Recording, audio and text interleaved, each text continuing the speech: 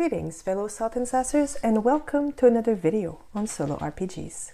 Today I want to talk to you about Anamnesis, which is a solo journaling game by Samantha Lay, which is about self-discovery, reflection, and identity. In this game, we will be playing as an individual who has woken up with memory loss. We do not remember who we are, where we are, or what we care about. We will use a deck of tarot cards to fill the blank spaces of our past and learn more about our present. So this is actually a very simple game in its scope and play. Basically, we're just going to draw prompt, answer questions using these cards, and recover the memory of our character.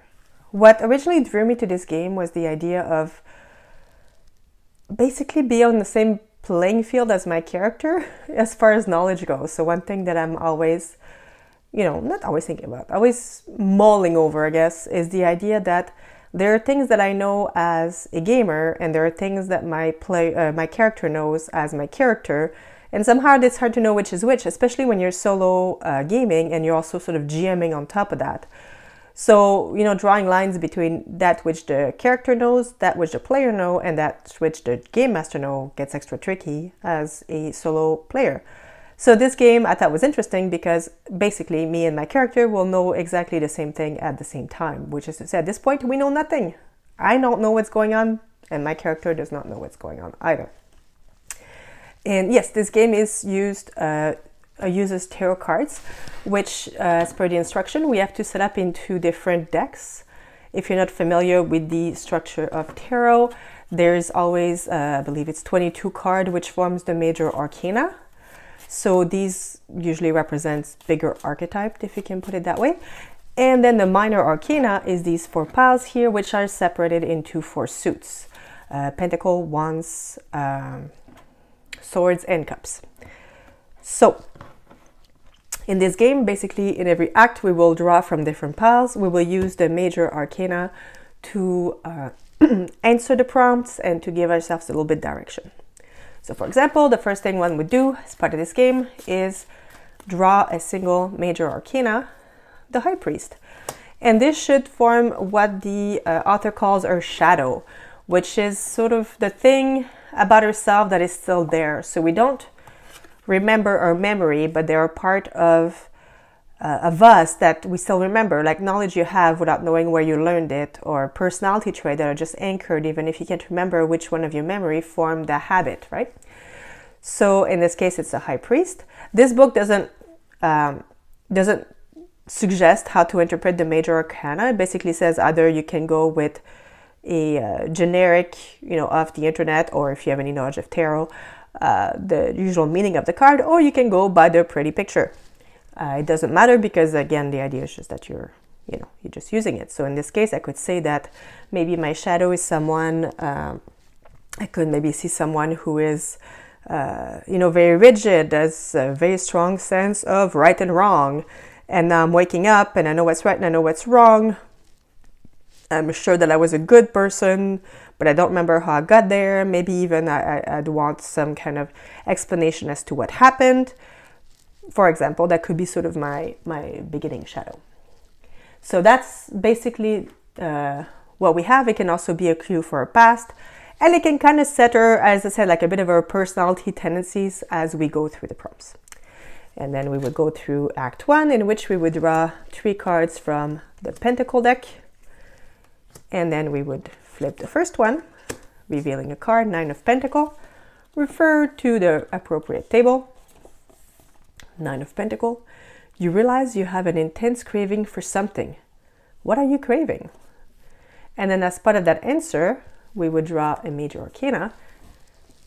And, oh, look, a High Priestess. That's funny. I'm a High Priest, now I'm a High Priestess. And then I would use this for to answer my questions. So maybe in this case I'd be craving the company of someone who understands where I'm coming from, someone who could relate to me, maybe someone from my past. Maybe I'm looking for someone who has the same views on right and wrong. Like, I have no idea. But basically I could write something. Oh, and sorry, I should have said when being in first act, we also sort of get a bit of a setup. You wake up in an unfamiliar place, seemingly within a town or a city. You cannot remember who you are or why you're here. All you know for certain is that you're not in your home. So I can also come up perhaps with where I am right now if I want to. So I'm craving the company of someone who can make sense of things, explain things to me the way I foresee them. Maybe I'm in a hospital. How about that? I have a simple hospital bed. I'm thinking like, you know, a simple frame. I can hear voices, like steps in the corridor. I can hear voices outside. Maybe I'm on the main floor. I'm just a little bit lost. I'm used to knowing what's going on around me. I don't like this uncertainty. I want someone who can explain it to me. For example, having resolved this prompt, then I would, sorry, this would be discarded, this would be discarded, and then we would move on to the next one. And once we've concluded the first act, we would move to the second act with a new little intro to advance the story and situate the prompt. And as the game continues, 3 active cups, then wands, we would end somewhere thinking about who we are.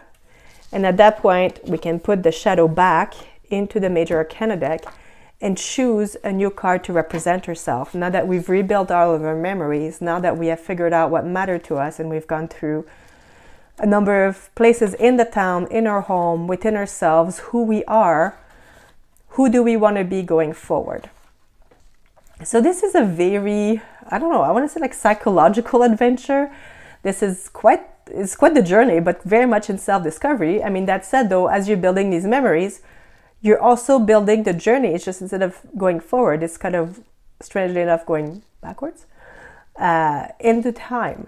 I really enjoyed it. It was a very interesting experience. Good use of the cards also, like the prompts and things, like so that they're structured, again, in places in time. Quite enjoyed it. The tarot, okay, I know I said you don't need tarot cards to play a solo game. Generally, you don't. In this case, I find that it kind of worked really well, not just because, again, if you're going to be like using loose imagery to let people sort of ping off their imagination, tarot cards are usually good for that. But also there's something like generally mystical about the tarot, generally like has to do with like intuition and deep downness. So I kind of like the fact that it drew on the tarot because it still added more to the idea of rediscovering, you know, yourself and your soul. So overall, a very neat little package. Anamnesis. I got this printed copy. I ordered it from the author, again, Sam Lay, from Itch. There's a possibility to buy directly from Itch copies that are a little bit damaged. As you may have noticed from my other book, I tend to be a little bit rough on my RPGs, mostly because I tend to travel with them. So I don't mind if they're not pristine. So this was a really good price for a printed product. I'm very glad I have it. That said, this game doesn't require a whole lot of back and forth. Like the rules are really simple. Draw 3 cards, look at the prompt. So this is one that I find will be easy to play virtually, if that's something you like just using a PDF as opposed to actually getting a printed book. This is a good candidate for that. But again, that said, you know, it was very affordable little booklet. I really enjoyed having it. I enjoyed the experience and it's just different, completely different kind of solo RPG, and definitely deserves to be checked out if you think that's your thing. On that note, I wish you a very good day.